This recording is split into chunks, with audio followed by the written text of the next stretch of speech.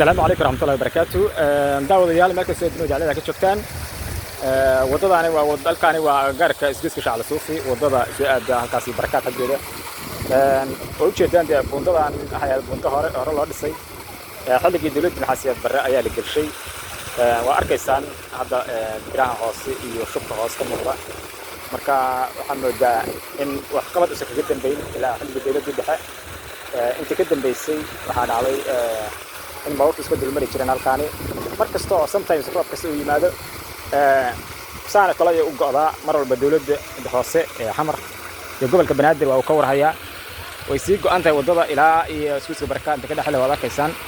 dad fara badan ayaa halkaan maaragtay ku go'dooma markii gobol baabuur iyo gaadiid ay waqtiga marka dawladda hoose waxaan ku baaqaynaa dawladda gobolka Banaadir inta ku mashquul lahayd meel kale oo xamar ka baxsan oo maaragtay wadooyin laga dhisayo in ay fiirso wadooyinka fiyaalaha ee dhexmara magaalada caasimadda ee magaalada Muqdisho sidoo kale wada sidaan kale waxa u go'an tahay wadada isku dabka ka soo laacatay ilaa Bakaaraha soo aad sidaan kale u go'an tahay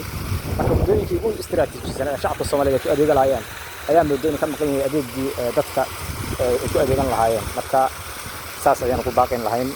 shacabka Soomaaliyeedna way ka dharagsan yihiin waxa qabadka dawladdu xagga wadooyinka aad iyo aad u hooseeyo marka aad ay u maasantiin dawladda